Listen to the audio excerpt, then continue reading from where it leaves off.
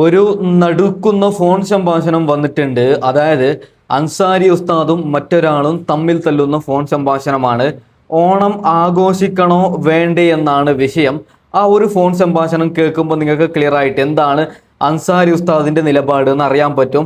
ആദ്യം തന്നെ ഒരു കാര്യം പറയാം, ഞാൻ പേഴ്സണലി എല്ലാം ആഘോഷിക്കുന്നുണ്ട്. അതായത് പെരുന്നാള്, ക്രിസ്മസ്, ഓണം, ദീപാവലി എല്ലാം ഇഷ്ടപ്പെടുന്ന ഒരാളാണ്. എല്ലാം വരുമ്പോൾ അതിനെ പറ്റിയിട്ട് വീഡിയോ ചെയ്യുന്ന ഒരാളാണ്. ഓക്കെ, അൻസാരി ദുഹുരി ഉസ്താദിന്റെ നടുക്കുന്ന ഒരു ഫോൺ സംഭാഷണം കേൾക്കാം. അതിനു മുമ്പ് അൻസാരി ഉസ്താദ് പറയുന്നത് ശരിയെന്ന് തോന്നുന്നവർ ഒന്ന് ലൈക്ക് ചെയ്യണം, ഒന്ന് സബ്സ്ക്രൈബ് ചെയ്യണം. നമുക്ക് അറിയാൻ വേണ്ടിയിട്ടാണ് എത്ര പേര് അൻസാരി ഉസ്താദിനെ അനുകൂലിക്കുന്നു എന്ന് അറിയാൻ വേണ്ടിയിട്ടാണ്. ഒന്ന് ലൈക്ക് ചെയ്തേക്കണേ. ഓക്കെ, നമുക്ക് എന്തായാലും കേട്ടു നോക്കാം ആ ഒരു ഫോൺ സംഭാഷണം. നമസ്കാരം. ഹലോ, എന്റെ പേര് ശരത്, ഞാൻ എറണാകുളത്ത് വിളിക്കണതേ. പറഞ്ഞോ. ഞാനേ ഉസ്താദിന്റെ ഒരു വീഡിയോ കണ്ടിട്ട് ഒരു സംശയം ചോദിക്കാൻ വിളിച്ചാണ്. ഉസ്താദ് മറ്റേ ഓണാഘോഷമായിട്ട് ബന്ധപ്പെട്ടൊരു വീഡിയോ ഇട്ടിരുന്നല്ലോ. അപ്പൊ അതിനെപ്പറ്റി എന്താണെന്ന് ചോദിക്കാൻ മുസ്ലിം സമുദായത്തോട് പറയുന്നത്, മുസ്ലിമീങ്ങളോട് മാത്രം പറയുന്നത്, ഇസ്ലാം മത വിശ്വാസികളോട് പറയുന്നതാണ്. അല്ല മറ്റാരെയും. ഇപ്പൊ നിങ്ങൾക്ക് വേറെ വിഭാഗത്തിന് അവരുടെ ആഘോഷങ്ങളും അവരുടെ സന്തോഷങ്ങളും അവരുടെ ആഹ്ലാദങ്ങളും ഒക്കെ പ്രകടിപ്പിക്കുന്നുണ്ട്. യാതൊരു വിരോധമില്ല. ഒരു യഥാർത്ഥ ഹിന്ദു ആകുന്നത് എപ്പോഴാണെന്നറിയോ? അവന്റെ വിശ്വാസത്തിൽ വെള്ളം ചേർക്കാതെ അടിയുറച്ചു നിൽക്കുമ്പോഴാണ്. ഒരു ക്രൈസ്തവനും അങ്ങനെ തന്നെയാണ്. അതേസമയം ഹിന്ദു അല്ലാതെ നമുക്ക് ജീവിക്കാൻ പറ്റില്ല ഉസ്താദെ. ഇല്ല, ആർക്കും എന്തും ഏത് രൂപത്തിൽ ജീവിക്കാൻ ഇവിടെ ഫണ്ടമെന്റൽ റൈറ്റ്സ്. അപ്പൊ ഹിന്ദു അല്ലാണ്ട് നമുക്ക് ജീവിക്കാം. ഞാൻ ഹിന്ദു ആയിട്ട് ജീവിക്കുന്ന ആളല്ല. എന്റെ പേരിൽ ഹിന്ദു ഉണ്ടെന്നില്ല, ഞാൻ അങ്ങനെ ജീവിക്കുന്ന ആളല്ല. ഞാൻ ഈ പറയുന്നത് ഉദാഹരണം പറഞ്ഞല്ലേ, അപ്പൊ നിങ്ങൾ പറഞ്ഞില്ലേ എനിക്ക് ഹിന്ദുവായിട്ട് ജീവിക്കാൻ അവകാശം ഉണ്ടെന്ന്. എനിക്ക് മുസ്ലിമായിട്ട് ജീവിക്കാൻ അവകാശമില്ലേ? ഉണ്ട്. അപ്പൊ എനിക്ക് എന്റെ വിശ്വാസികളോട് എനിക്ക് പറഞ്ഞൂടെ? തീർച്ചയായിട്ടും പറയാം. അത് ഉസ്താദ് അത് പറഞ്ഞത് കൊണ്ടിട്ടാണല്ലോ ഞാൻ ഇങ്ങനെ വിളിച്ചത്. അപ്പൊ എനിക്കൊരു സംശയം എന്ന് വെച്ചാൽ ഉസ്താദെ, 2-3 വർഷമായിട്ട് ഇപ്പൊ പണ്ഡിതന്മാരായിട്ടുള്ള ആൾക്കാരെല്ലാരും ഇങ്ങനെ പറയണതാണ് ഓണം ആഘോഷിക്കാൻ പാടില്ല, ഓണാഘോഷിക്കാൻ പാടില്ല, ഓണാഘോഷിക്കാൻ പാടില്ല എന്ന് ഇങ്ങനെ പറയാറുണ്ട്. പക്ഷെ എല്ലാ മുസ്ലിങ്ങളായിട്ടുള്ള സഹോദരങ്ങളും ഓണം ആഘോഷിക്കാറുണ്ട്. എല്ലാവരും പിടിക്കണ്ട. അല്ല, നിങ്ങള് ഇപ്പോൾ ഉള്ള ആൾക്കാരത് ഓണാഘോഷിക്കാൻ സാധ്യതയില്ല, നമുക്ക് അറിയില്ല. അത് പക്ഷേ എനിക്ക് ഓണാഘോഷം മാത്രമല്ല, കള്ള് കുടിക്കാൻ താല്പര്യമില്ല, വ്യഭിചരിക്കാൻ താല്പര്യമില്ല, അതുപോലെ പറയട്ടെ ദിവസങ്ങൾ ഒന്നും തന്നെ ചെയ്യാൻ എനിക്ക് താല്പര്യമില്ല. അതിന്റെ അർത്ഥം അതാരെങ്കിലും ചെയ്യുന്നുണ്ട് എങ്കിൽ എല്ലാവരും ചെയ്യുന്നു എന്നുള്ളതല്ല എന്റെ അർത്ഥം. മനസ്സിലായില്ലേ? തീർച്ചയായിട്ടും. ഞാൻ സർവമത സത്യവാദിയല്ല, ഏകദൈവ വിശ്വാസിയാണ്. അതുകൊണ്ട് തന്നെ എനിക്ക് മറ്റു മതങ്ങളെ ബഹുമാനിക്കുന്നതോടുകൂടി സ്നേഹിക്കുന്നതോടുകൂടി എന്റെ വളരെ അടുത്ത സുഹൃത്തുക്കളല്ല. ഇപ്പൊ ശരത്ത് വിളിക്കുമ്പോൾ ഞാൻ ശരത്തിനോട് ഈ സ്നേഹത്തിൽ തന്നെയല്ലേ സംസാരിക്കുന്നത്. തീർച്ചയായിട്ടും മറ്റുള്ളവരെ ഉൾക്കൊള്ളാൻ കഴിയും. ഇസ്ലാമിന് കാരണം അറിയോ, വേദഗ്രന്ഥങ്ങളെല്ലാം എടുത്തു വെച്ചാലും മറ്റു മതങ്ങളെ ചീത്ത വിളിക്കരുതെന്ന് പറഞ്ഞ ഒരേ ഒരു പ്രത്യയശാസ്ത്രം ഖുർആനാണ്. വല്ലാത്ത സുബുദ്ധദിന അള്ളാഹു അല്ലാതെ നിങ്ങൾ ആരാധിക്കുന്ന ഒരു വസ്തുവിനെയും ചീത്ത പറയാൻ പാടില്ല. അതുകൊണ്ടല്ലേ ഷംസീർ പറഞ്ഞത് ഞങ്ങളെല്ലാം ഒറ്റക്കെട്ടായിട്ട് എതിർത്ത്. ഗണപതി മിത്താന്ന് പറഞ്ഞപ്പം നമ്മളെല്ലാം ശക്തമായിട്ട് അപലപിക്കുകയും എതിർക്കുകയും ചെയ്തത് അതുകൊണ്ടാണ്. ഒരു മതത്തെ ആക്ഷേപിക്കാൻ പാടില്ല. പക്ഷേ ഒരു കാര്യം, എന്നാൽ നമ്മുടെ വിശ്വാസത്തിൽ വെള്ളം ചേർക്കാനും പാടില്ല. ആയിക്കോട്ടെ ഉസ്താദ്, ഞാൻ അതിലൊന്നും എനിക്ക് ഉസ്താദിന്റെ ആ ഒരു നിലപാടുകളിലൊന്നും എനിക്ക് തർക്കമില്ലൊന്നുമില്ല.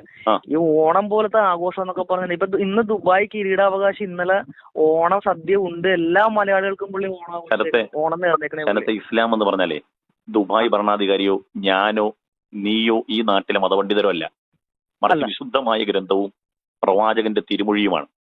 ദുബായിലെ ഞാൻ നോക്കട്ടെ, നാളെ ദുബായിലെ കിരീട അവകാശി ഏതെങ്കിലും തരത്തിൽ ഇസ്ലാമിക വിരുദ്ധമായ ഒരു പ്രവൃത്തി ചെയ്താൽ അയാൾ ചെയ്യുന്നു, അല്ലെങ്കിൽ ഇപ്പം ഉദാഹരണം പറഞ്ഞാൽ ഇസ്ലാം അംഗീകരിക്കാത്ത ഏതെങ്കിലും തരത്തിൽ മദ്യപാനവും മറ്റുള്ള ആ നാട്ടിൽ അനുവദിക്കുകയും അയാൾ തന്നെ കുടിക്കുകയും ചെയ്താൽ മുസ്ലിമീങ്ങൾക്ക് മുഴുവനും അതുകൊണ്ട് ഹലാലാവോ? ശരത്ത് പറയും പറ്റൂല. അപ്പൊ ഒരു വ്യക്തി, ഇസ്ലാം എന്ന് പറഞ്ഞ ഒരു വ്യക്തിയല്ല, മറിച്ച് പ്രത്യയശാസ്ത്രമാണ്. ഒരു വ്യക്തി ചെയ്യുന്നതല്ല ഇസ്ലാം, ഒരു കൂട്ടം ജനങ്ങൾ ചെയ്യുന്നതല്ല ഇസ്ലാം. പക്ഷെ ഞാൻ ചോദിക്കുന്നത് ഉസ്താദ്, ഇപ്പൊ നിങ്ങള് മതപണ്ഡിതപരമായിട്ടുള്ള ആൾക്കാര്, നിങ്ങൾ ഇത് കറക്റ്റ് ആയിട്ടുള്ള കാര്യം നിങ്ങൾ മതത്തിൽ നിന്ന് പഠിച്ച് അപഗ്രഥിച്ചാണല്ലോ നിങ്ങളിത് പറയണത്. സ്വാഭാവികമായിട്ട് നിങ്ങളിത് പറയുന്ന കാര്യം പൊതുസമൂഹത്തിലേക്ക് എത്തിക്കഴിയുമ്പോഴത്തേക്ക് അതൊരു വർഗീയമായ രീതിയിലാണ് പ്രചരിപ്പിക്കപ്പെടുന്നത്. ഏത് കാലഘട്ടം, ഞാൻ ഉദാഹരണം പറഞ്ഞല്ലേ, ഏത് കാലഘട്ടത്തിലും ശരി പറയുമ്പോൾ ആ ശരിയെ വേറെ രൂപത്തിൽ അവതരിപ്പിക്കാൻ ഇവിടെ ആളുകളുണ്ട്. പക്ഷെ അതൊന്നും വില പോകത്തില്ല. മനസ്സിലായോ? പക്ഷെ അത് ഉസ്താദ്, ഞാൻ ഇപ്പൊ നിങ്ങളിങ്ങനെ പറയുമ്പോഴത്തേക്ക് ഇത് മുസ്ലിങ്ങളായിട്ടുള്ള ഭൂരിഭാഗം ആൾക്കാർ പോലും തള്ളിക്കളയെന്നുള്ളതാണ് അതിന്റെ ഏറ്റവും വലിയ വാസ്തവം. അത് തള്ളണം എന്നുള്ളതാണ്, മനസ്സിലായില്ല? തള്ളണം. മുസ്ലിമീങ്ങൾ ഭൂരിഭാഗം എന്തുകൊണ്ടാണെന്നറിയോ? പ്രവാചകൻ പറഞ്ഞെന്തറിയോ? അവസാന കാലഘട്ടത്തിൽ ഒരു വിഭാഗം ആളുകൾ വരും. അവരെന്ന് പറഞ്ഞാൽ നാമത്തിൽ മാത്രമേ മുസ്ലിമീങ്ങളുള്ളൂ. അവരുടെ പ്രവൃത്തിയിലും വിശ്വാസത്തിലും ഇസ്ലാമിന്റെ കണിക പോലും ഉണ്ടാവില്ല. അവർ മലവെള്ളപ്പാച്ചിൽ ഒഴുകി വരുന്ന ചണ്ടികളെ പോലെയാണ്, വെറും ചവറുകളാണ് എന്ന് പറഞ്ഞതാരാ? അള്ളാഹുവിന്റെ പ്രവാചകൻ തന്നെയാണ്. അപ്പൊ അവരങ്ങനെ കാട്ടണം, എന്നാലേ കറക്റ്റ് ആവുള്ളൂ. പറഞ്ഞു ഇപ്പൊ തന്നെ മുസ്ലിം പെൺകുട്ടികൾ ഇസ്ലാമിൽ പരസ്യമായി നൃത്തം ചെയ്യല് ഇസ്ലാം അനുവദിക്കുന്ന കാര്യമല്ല. പക്ഷേ ഇഷ്ടംപോലെ പെൺകുട്ടികൾ നൃത്തം ചെയ്യുന്നില്ലേ സോഷ്യൽ മീഡിയയിലൊക്കെ? ഞാൻ ചോദിക്കുന്നത്, ഈ ആർട്ടിഫിഷ്യൽ ഇന്റലിജൻസിന്റെ കാലഘട്ടത്തിൽ ജീവിക്കണം നമുക്ക് ഇതൊക്കെ നമുക്ക് ബാധകമാണോ? ആർട്ടിഫിഷ്യൽ ഇന്റലിജന്റ് നിർമ്മിച്ചത് സ്വയം ഉണ്ടായതാണോ, മനുഷ്യൻ നിർമ്മിച്ചാണോ? അത് ഞാൻ ചോദിക്കുന്നത്, മനുഷ്യൻ ഇവിടെ ഇരുന്ന് നമ്മളിവിടെ ഇരുന്ന് ആർട്ടിഫിഷ്യൽ ഇന്റലിജന്റ് സ്വയം നിർമ്മിക്കപ്പെട്ടതാണോ, മനുഷ്യൻ ഉണ്ടാക്കിയതാണോ? അത് മനുഷ്യനുണ്ടായ, സ്വാഭാവികമായിട്ട് അമേരിക്കക്കാരുണ്ടാക്കിയ സാധനം. ഓക്കെ, അമേരിക്കക്കാരൻ എങ്ങനെ ഉണ്ടാക്കിയതാണ്? അവന്റെ തലച്ചോറ് ഉപയോഗിച്ചല്ലേ? അല്ലേ? ഇത്രയും വലിയ തലച്ചോറിന്റെ, ഞാൻ ഒറ്റ വിഷയമുള്ളൂ, ഇത്രയും സങ്കീർണമായ ഒരു സംഭവം ഉണ്ടാക്കിയത് സ്വന്തം ഉണ്ടായതല്ലോ. ഇത്രയും ഭയങ്കര സങ്കീർണമായ ഒരു സാധനമാണ് ഈ ആർട്ടിഫിഷ്യൽ ഇന്റലിജൻസ് എന്ന് പറഞ്ഞാൽ. ഭയങ്കര സങ്കീർണമായ, നമ്മളെ അത്ഭുതപ്പെടുന്ന ഒരു സൃഷ്ടിയല്ലേ? വളരെ അത്ഭുതപ്പെടുന്ന സൃഷ്ടിയല്ലേ? തീർച്ചയായിട്ടും. അത് നിർമ്മിക്കാൻ ഉപയോഗിച്ചത് മനുഷ്യന്റെ തലയല്ലേ? അതെ. നമ്മുടെ തന്നെ സ്വയം പറയുന്നു ഇത് സ്വയം നിർമ്മിക്കപ്പെട്ടതല്ല, മറിച്ച് മനുഷ്യൻ നിർമ്മിച്ചതാണെന്ന്. എന്നാൽ ഈ ആർട്ടിഫിഷ്യൽ ഇന്റലിജൻസിനേക്കാൾ കാലാന്തരത്തിൽ ഇതിനേക്കാൾ വലിയ അത്ഭുതങ്ങൾ സൃഷ്ടിക്കാൻ മനുഷ്യൻ ഇനിയും കഴിയില്ലേ? തീർച്ചയായിട്ടും കഴിയും. അതിന്റെ കാരണം അവന് തലച്ചോറല്ലേ? അതെ. ആ തലച്ചോറ് അവനിക്ക് സ്വന്തം സ്വയം രൂപപ്പെട്ടതാണെന്ന് നിങ്ങൾ വിശ്വസിക്കുന്നുണ്ടോ? ശരത്ത് വിശ്വസിക്കുന്നുണ്ടോ? ഞാൻ ഉസ്താദ് ഇപ്പൊ ഈ ഉസ്താദ് പറയുന്ന മറുപടി കിട്ടുന്നില്ല, എനിക്ക് ഉത്തരമാണ് കിട്ടേണ്ടത്. അത് എനിക്കും തീർച്ചയായിട്ടും ഞാൻ പറഞ്ഞ ഉസ്താദ്, ഉസ്താദ് ഈ പറഞ്ഞ 1400 കൊല്ലം മുമ്പും 2000 വർഷം മുമ്പും 6000 വർഷം മുമ്പും മനുഷ്യരിവിടെ ജീവിച്ചിരുന്നു. പക്ഷെ അവരാരും ഒന്നും കണ്ടുപിടിച്ചിട്ടില്ല. പക്ഷെ ഇന്നത്തെ കാലഘട്ടത്തിൽ സാങ്കേതിക വിദ്യ പുരോഗമിച്ചപ്പോഴെല്ലാം കണ്ടുപിടിച്ചു. അവരൊന്നും കണ്ടുപിടിച്ചില്ല എന്നതിന്റെ അർത്ഥം അവർ ബുദ്ധിയില്ലാത്തവരും വിവരമില്ലാത്തവരും. ഓരോ കാലാന്തരത്തിൽ അതാത് മനുഷ്യനിക്ക് അനുയോജ്യമായ ഓരോന്നും ഓരോ കാലാന്തരത്തിൽ കണ്ടുപിടിക്കപ്പെട്ടിട്ടുണ്ട്. അഥവാ ഈ ബിഗ് ബാങ് തിയറി അഥവാ പ്രപഞ്ചോൽപത്തിയുടെ ഉടനെ തന്നെ ഇതൊന്നും കണ്ടുപിടിക്കപ്പെടുകയില്ല. മനുഷ്യൻ ഒരുപാട് ത്യാഗം ചെയ്ത് കഷ്ടപ്പെട്ട് അവൻ കാലത്തോട് പോരാടി തന്നെയാണ് ഇതെല്ലാം ഉണ്ടാക്കിയത്.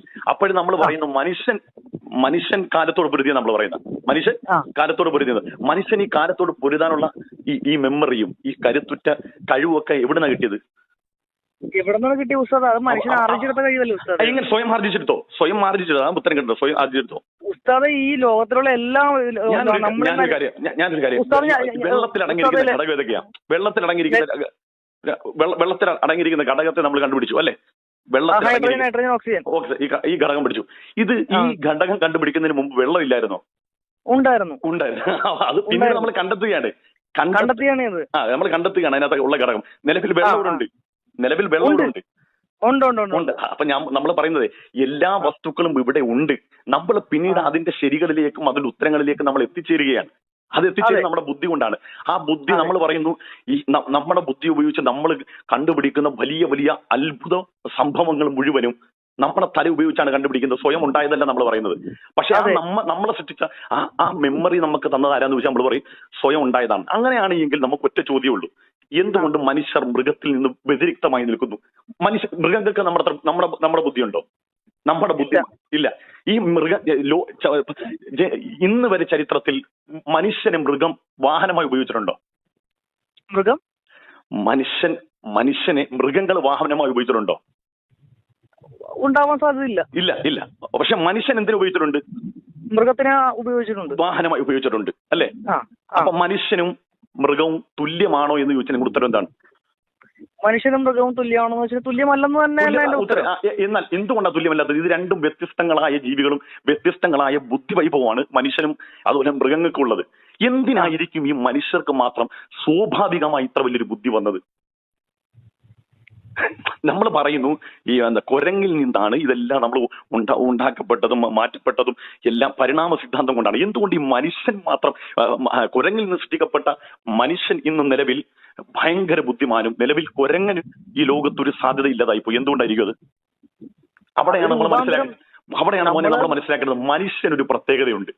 ശരിയല്ലേ? മനുഷ്യനെ എല്ലാ മൃഗങ്ങളെക്കാളും പ്രത്യേകമുണ്ട്. പ്രത്യേകത എന്ന് വെച്ചാൽ മനുഷ്യന് കൃത്യമായ ജീവിത സംഹിതയും ലക്ഷ്യമുണ്ട്. ശരിയല്ലേ? അതെ. അല്ല, ഈ ലക്ഷ്യം എങ്ങനെ ഉണ്ടായി എന്ന് ചോദിക്കുന്നു. എന്തായിരിക്കും ജീവിതത്തിന്റെ അർത്ഥം? ശരത്ത് പറഞ്ഞ ജീവിതത്തിന്റെ അർത്ഥം എന്താ? ആഹാരം കഴിക്കലോ കളിയോ ചിരിയോ തമാശയോ മാത്രമാണോ ജീവിതം എന്ന് എനിക്ക് പറഞ്ഞാൽ മതി. ജീവിതത്തിന്റെ ഉത്തരം പറഞ്ഞ് നമ്മുടെ ഈ കോൾ ഇവിടെ അവസാനിക്കും. എനിക്ക് ജീവിതത്തിന്റെ ഉത്തരം ഇതുവരെ കിട്ടിയിട്ടില്ല. എന്താണ് ജീവിതം അർത്ഥമാക്കുന്നത്? ഞാന് ഇപ്പൊ ഉസ്താദ് ഈ ജീവിതത്തിന്റെ ലക്ഷ്യം എന്താണെന്ന് ഓരോരുത്തരോടും ചോദിച്ചാൽ ഓരോരുത്തരും പറയാൻ പോകുന്ന ഓരോരോ മറുപടി ആയിരിക്കും. പക്ഷെ ആ മറുപടി ഒന്നും എന്താവൂല, ആ മറുപടി ഒന്നും ശരിയിലേക്ക് എത്തൂല. ഞാൻ ഉദാഹരണം പറഞ്ഞുതരാം. ഞാൻ ഇപ്പൊ ശരത്തിനോട് പറയാണ്, ശരത്ത് മോനെ, ലോകം ഞാൻ പറയാണ് ശരത്തെ, മരണാനന്തരം ഒന്നും ഒരു ജീവിതമില്ല, ഇനി ഒന്നും മേടിക്കാനുമില്ല, ഇനി ഒരു സ്വർഗം കിട്ടാനുമില്ല. എല്ലാ സ്വർഗവും ഇവിടെ തന്നെയാണ്. ഞാനിപ്പോ ശരത്തിനോട് പറയാണ്, എല്ലാ സന്തോഷങ്ങളും സുഖങ്ങളും എല്ലാം ഭൂമിയിൽ തന്നെയാണ് സ്വർഗം, അല്ലെ? അതിന് ഒറ്റ നിരൂപണം മാത്രമേ ഉള്ളൂ. ശരത്തെ, ഈ ഹിറ്റ്ലർ ഇവിടെ 60 ലക്ഷത്തിലധികം ആളുകളെ കൊന്നു, ശരിയല്ലേ? അദ്ദേഹം എന്തിനു വേണ്ടിയാ കൊന്നത്? അദ്ദേഹം ഏകാധിപതിയായി ഇവിടെ ഭരണം നടത്താൻ വേണ്ടി, സ്വർഗ സമാനമായ ജീവിതം നയിക്കാൻ വേണ്ടി എന്ത് ചെയ്തു? ഈ ജൂതന്മാരെ കൊന്നൊടുക്കി, അല്ലെ? എന്നാൽ അദ്ദേഹം ഇവിടെ സന്തോഷവും സുഖങ്ങളും എല്ലാം ഈ ഭൂമിയിൽ അനുഭവിച്ചു. ഒടുവിൽ അദ്ദേഹം സ്വയം വെടിവെച്ച് മരിച്ചെങ്കിലും അയാളെ ഏകാധിപത്യം സ്ഥാപിക്കാൻ വേണ്ടി 60 ലക്ഷത്തിലധികം ജൂതന്മാരെ കൊല്ലുകയും അയാൾ പ്രജാപതിയായി ഇരിക്കുകയൊക്കെ ചെയ്തു. അവസാനം ഒടുവിൽ അയാൾ മരിച്ചു. അയാൾ ഇവിടെ സ്വർഗസുഖം അനുഭവിച്ചു എന്നുള്ളത് സത്യമാണ്, ഒരു ദിവസമെങ്കിലും. എന്നാൽ അദ്ദേഹത്തിന്റെ ഗ്യാസ് ചേമ്പറിൽ വെന്ത് മരിക്കപ്പെട്ട 60 ലക്ഷം മനുഷ്യന്മാർക്ക് ഈ ഭൂമിയിൽ ഏത് തരം സ്വർഗമാണ് കിട്ടിയത് എന്ന് പറഞ്ഞുതരൂ? അതെ, എനിക്ക് അങ്ങനെയുള്ള കാര്യത്തിലൊക്കെ എനിക്ക് ഒരുപാട് ചോദ്യമുണ്ട്. അതുകൊണ്ടാണ് ശരത്തെ പറഞ്ഞത് ജീവിതത്തിന് അർത്ഥമുണ്ട്. ജീവിതത്തിന് അർത്ഥമുണ്ടെന്ന് ഞാൻ അതുകൊണ്ടാണ് പറഞ്ഞ ശരത്തെ, തമാശ പറഞ്ഞല്ല. അതിന് ഖുർആൻ പറഞ്ഞെന്തറിയോ? ഖലഖൽ മൗത വൽ ഹയാത ലിയബ്ലുവക്കും അയ്യുക്കും അഹ്സനു അമല. നിങ്ങൾക്ക് മരണവും അനന്തര ജീവിതവും ഒക്കെ സൃഷ്ടിച്ചതിന് വേണ്ടിയെന്നറിയോ? നിങ്ങൾ ഭൂമിയിൽ നന്മ പ്രവർത്തിക്കാൻ വേണ്ടിയാണ്. ഇപ്പൊ ശരത്തും ഞാനും ഒക്കെ ഉള്ളത് ഭൂമിയിൽ ഒരു പരീക്ഷ ഹാളിലാണ് നമ്മളുള്ളത്. നമ്മൾ എന്തിനാ വിട്ടെന്നറിയോ? നമുക്ക് കള്ളു കുടിക്കാനും പെണ്ണ് പിടിക്കാനും വ്യഭിചരിക്കാനും ഒക്കെ ഉള്ള ഒരു മാനസികാവസ്ഥ തന്നു. എന്നിട്ട് ടാസ്ക് തന്നിരിക്കുകയാണ്, എന്തറിയോ? ഇതിൽ ശരിയാര് ചെയ്യും തെറ്റാര് ചെയ്യുമെന്ന ടാസ്ക് തന്നിരിക്കുകയാണ്. ഈ ടാസ്കില് ഈ പരീക്ഷ ഹാളിൽ 100% മാർക്ക് മേടിക്കുന്നവർക്ക് ഒരു ജീവിതമുണ്ട്. ഇല്ലെങ്കിൽ 60 ലക്ഷം പേരെ കൊന്ന ഹിറ്റ്ലറിന് ഒറ്റ പ്രാവശ്യം മാത്രം വെടികൊണ്ട് മരിക്കപ്പെടുമ്പോൾ അവിടെയുള്ള നീതി എന്താണ്? 60 ലക്ഷം മനുഷ്യർക്ക് നീതി കിട്ടണ്ടേ? അങ്ങനെങ്കിൽ 60 ലക്ഷം പ്രാവശ്യം അയാൾ എന്ത് ചെയ്യണം? കൊല ചെയ്യപ്പെടണം, അയാൾ ആത്മഹത്യ ചെയ്യപ്പെടണം, എങ്കിൽ മാത്രം നീതിയാവുള്ളൂ. ഒരാൾക്ക് വേണ്ടി മാത്രമേ ഹിറ്റ്ലർ എന്ത് ചെയ്തു? വെടികൊണ്ട് മരിച്ചിട്ടുള്ളൂ. ബാക്കിയുള്ള ലക്ഷക്കണക്കിന് മനുഷ്യരുടെ ജീവിതത്തിന് നീതി കിട്ടണമെങ്കിൽ അത്രയും പ്രാവശ്യം അയാൾ ആത്മഹത്യ ചെയ്യപ്പെടണം. അതുകൊണ്ട് ശരത്ത് എപ്പോഴെങ്കിലും രാത്രി ഈ റൂമിന്റെ ലൈറ്റ് ഓഫ് ആക്കിയിട്ട് ശരത്തൊന്നിരുന്നു ഏകാന്തമായി ചിന്തിച്ചു നോക്ക്, എന്തുകൊണ്ട് ഞാനൊരു വ്യത്യസ്ത ജീവിയായി? ലോകത്തിലെ ഏറ്റവും സങ്കീർണമായ സൃഷ്ടി റോബോട്ടാകുമ്പോൾ ആ റോബോട്ടിനെയും അതിനപ്പുറം സൃഷ്ടിക്കാൻ കഴിവുള്ള ഒരു മനുഷ്യൻ, എല്ലാത്തിനും വ്യതിരിക്തമായ ഒരു മനുഷ്യന്റെ ജീവിത സംഹിതയെല്ലാം തന്നിട്ട് നമ്മൾ പറയുകയാണ് ഇതെല്ലാം ഇവിടെ സ്വാഭാവികതയിൽ നിന്നുണ്ടായതാണ്, എല്ലാം സ്വാഭാവികതയിൽ നിന്നും എല്ലാം അങ്ങ് തന്നെ ഉണ്ടായി വന്നതാണെന്ന് പറയുമ്പോൾ വിഡ്ഢികൾക്കല്ലാതെ ഇത് മനസ്സിലാക്കാൻ കഴിയില്ല. ബോധമുള്ളവൻ ഒരിക്കലും അംഗീകരിക്കാൻ കഴിയില്ല. ഉസ്താദ് പറയുമ്പോഴത്തേക്ക് ഉസ്താദ് ഒരു മതത്തിന്റെ ഒരു അടിത്തറയിൽ നിന്നുകൊണ്ടാണല്ലോ സംസാരിക്കണം. അല്ല, ഞാൻ മതത്തിന്റെ അടിത്തറ ഞാൻ മതത്തിന്റെ അടിത്തറ മാത്രമല്ല, ഞാൻ നിനക്ക് വിശാലമായ ഒരു ചിന്ത തുറന്നു തരിക. ഞാൻ നിന്നോട് ഇസ്ലാമിനെ കുറിച്ച് പറഞ്ഞു, ഇസ്ലാമിനെ കുറിച്ച് ഞാൻ പറഞ്ഞിട്ടില്ല, ഇതുവരെ ഇസ്ലാമിനെ കുറിച്ച് പറഞ്ഞില്ല. ഞാൻ വിശാലമായ ഒരു ചിന്തയുടെ വാതിൽ ശരത്തിന് തുറന്നു തന്നിരിക്കുകയാണ്. ശരത്താണ് ചിന്തിക്കേണ്ടത്, ഇസ്ലാമിലേക്ക് വരാനല്ല ഞാൻ നിന്നെ വിളിച്ചത്. നിനക്ക് ശരികളിലേക്ക് വരാൻ. ഇന്ന് ഞാൻ ഈ പറഞ്ഞ വാക്ക് നീ ആരോട് ഏത് യുക്തിവാദത്തിൽ ചോദിച്ചു? ജീവിതത്തിന്റെ അർത്ഥം എന്താ? ജീവിതത്തിന്റെ അർത്ഥം എന്താ? കാരണം അറിയോ, മൃഗങ്ങളെ സംബന്ധിച്ചിടത്തോളം അവർക്കൊരു വ്യവസ്ഥിതിയില്ല. എല്ലാം ഈ പ്രപഞ്ചത്തിൽ സൃഷ്ടിക്കപ്പെട്ടത് മനുഷ്യന് വേണ്ടിയാണ്. അപ്പൊ മനുഷ്യനാരാ? നീ ആരാന്നുള്ള ചോദ്യം നമുക്ക് മുമ്പിൽ നിൽക്കുകയാണ്. അങ്ങനെയെങ്കിൽ നമ്മളെ എല്ലാത്തിൽ നിന്നും വ്യത്യസ്തമായിട്ട് നമ്മളെ ഇങ്ങനെ സൃഷ്ടിക്കപ്പെട്ടിട്ടുണ്ട് എങ്കിൽ നമുക്ക് ബുദ്ധി തന്നിട്ടുണ്ടെങ്കിൽ ആ ബുദ്ധി ചെലവഴിക്കാൻ വേണ്ടി തന്നല്ലേ, അല്ലേ? അപ്പൊ ചിന്തിക്കാൻ വേണ്ടി തന്നല്ലേ? ആ ചിന്തിച്ച് ഇവിടെ എത്തണമെന്നാണ് പറയുന്നത്. ഞാൻ ചോദിക്കുന്നത് ഉസ്താദ് ഇസ്ലാമിക അടിത്തറയിൽ വിശ്വസിക്കുന്ന ഒരു പണ്ഡിതനായത്. ഞാൻ ഇത്രയും നേരം ഇസ്ലാമിനെ കുറിച്ചാണോ പറഞ്ഞത്? ശരത്തിനോട് ഇല്ല, ഞാൻ പറഞ്ഞു ചിന്തയുടെ ചക്രവാളം, ചിന്താ ചക്രവാളത്തിലേക്ക് നിങ്ങൾ ശ്രമിക്കുകയാണ്. നിങ്ങൾ ഏത് യുക്തിവാദിയോട് നിങ്ങൾ സംസാരിച്ചോ ജീവിതത്തിന്റെ അർത്ഥം എന്താണെന്ന് ചോദിച്ചാൽ ഒരുത്തനും മറുപടി പറയാനില്ല. തന്നെ പക്ഷെ സൃഷ്ടിക്കപ്പെട്ടത്. ഉസ്താദെ ഇതേ കാര്യങ്ങൾ തന്നെയല്ലേ ഒരു പള്ളിയിലൊക്കെ നമ്മളോട് പറയണോ, അല്ലെങ്കിൽ വേറെ ഏതെങ്കിലും തന്ത്രി നമ്മോട് പറയണ ഇതേ കാര്യങ്ങൾ തന്നെയല്ലേ? അപ്പൊ ഞങ്ങൾ എന്തെങ്കിലും വിശ്വസിക്കണം? അല്ല, നിങ്ങൾ ഇപ്പൊ പള്ളിയിൽ വളരെ സിമ്പിൾ ആയിട്ട് പറയുന്നത്, പള്ളിയിൽ അച്ഛൻ പറയുന്നതും അതുപോലെ തന്നെ അമ്പലത്തിൽ പൂജാരിയൊക്കെ പറയുന്നത് എന്താണ് പറയുന്നത്? നമ്മളോട് പറയുന്നത് പ്രപഞ്ചത്തിനൊരു സൃഷ്ടാവും മനുഷ്യനിക്കൊരു ജീവിത വ്യവസ്ഥയും മനുഷ്യർക്കൊരു ലക്ഷ്യബോധവും ഉണ്ട് എന്നല്ലേ പറയുന്നുള്ളൂ. മതം സ്വീകരിക്കാതിരിക്കുക, മതത്തിലേക്ക് ക്ഷണിക്കുന്നതിനപ്പുറം ആദ്യം എങ്ങോട്ടാ എത്തിക്കുക? നീ ദൈവമുണ്ട്, ദൈവം നമുക്കൊരു സംഹിത തന്നിട്ടുണ്ട്, മനുഷ്യന് ശരിയും തെറ്റും നിർണയിച്ചു തന്നിട്ടുണ്ട്, അത് ചെയ്യണം, അതനുസരിച്ച് പ്രതിഫലവും ശിക്ഷയും കിട്ടുമെന്ന് ഏതൊരു പൂജാരിയും ഏതൊരു ക്രിസ്ത്യൻ പള്ളിയിൽ അച്ഛനും പറയും. അതിനപ്പുറം മതത്തിലേക്ക് വരിക എന്നതിനപ്പുറം നീ ദൈവമുണ്ട് എന്ന് വിശ്വസിച്ചിട്ട് നിന്റെ ബുദ്ധി തന്നെ പറയും എനിക്ക് ഏകദൈവം വേണോ, അതല്ല തൃത്വം വേണോ, അതല്ല 33 കോടി ദൈവങ്ങൾ വേണോ എന്ന് നിന്റെ മനസ്സ് തന്നെ പറയും നിന്നോട്. നിന്റെ മനസ്സ് അതിനെ ഒരു മുസ്ലിം ആവശ്യമില്ല, ഒരു പള്ളിയിൽ ഉസ്താദിന്റെ ആവശ്യമില്ല. നീ തന്നെ ശരി ഇന്ന് മുതൽ തേടി നീ അന്വേഷിക്കും. മനുഷ്യന്റെ ജീവിത ലക്ഷ്യം എന്താണെന്നറിയോ? യഥാർത്ഥ ശരി തേടിയുള്ള അലയല. യഥാർത്ഥ ശരി തേടിയുള്ള അലയല മനുഷ്യന്റെ ജീവിതം. നീ ശരി തേട്. നീ മറ്റെല്ലാ വിഡ്ഢിത്തരങ്ങളും കള. രവിചന്ദ്രനെ ആണെങ്കിലും മറ്റുള്ള യുക്തിവാദികളൊക്കെ അവരെയൊക്കെ വിഡ്ഢിത്തം വിട്. അവരെന്നൊക്കെ പറഞ്ഞാൽ ഈ പറയപ്പെട്ടതുപോലെ എന്താ പറയാ, മനുഷ്യന് ശരിയായ ദിശയിൽ തെറ്റിക്കാനുള്ളവരാ. ഇതൊക്കെ വിട്ട് മതത്തിനപ്പുറവും നീ ചിന്തിച്ചിട്ട് നിനക്ക് ഈ ശരിയിലേക്കുള്ള നിന്റെ യാത്ര തുടരും. അപ്പൊ നിനക്ക് മനസ്സിലാവും. ഇല്ലെങ്കിൽ എന്നറിയോ, ഈ ജീവിതം വെറുതെ പാഴായി പോകുന്നോണ്ട് ഞാൻ പറഞ്ഞത്. ശരത് ഉസ്താദ് പറഞ്ഞൊക്കെ എനിക്ക് ഇഷ്ടപ്പെട്ടു. ഉസ്താദ് വളരെ നല്ല കാര്യങ്ങളൊക്കെ തന്നെയാണ് പറഞ്ഞത്. ഞാനതുമായിട്ട് ബന്ധപ്പെട്ട് ഉസ്താദുമായിട്ട് എനിക്ക് അഭിപ്രായ വ്യത്യാസമൊന്നുമില്ല. ഞാൻ ഉസ്താദോട്ട് തർക്കിക്കാനും ഞാൻ ആളല്ല. ഞാൻ അത്ര വലിയ അറിവുള്ള ഒരാളല്ല ഉസ്താദിനത്ര. ഓക്കെ പൊന്നു പ്രേക്ഷകരെ, എങ്ങനെയാണ് അൻസാരി ഉസ്താദ് പറയുന്നത്? ഇനി നിങ്ങളാണ് കമന്റ് ചെയ്യേണ്ടത് ആരുടെ ഭാഗം ശരിയെന്ന്. ഞാൻ തൽക്കാലം വൈൻഡപ്പ് ചെയ്യുകയാണ്. Okay, by.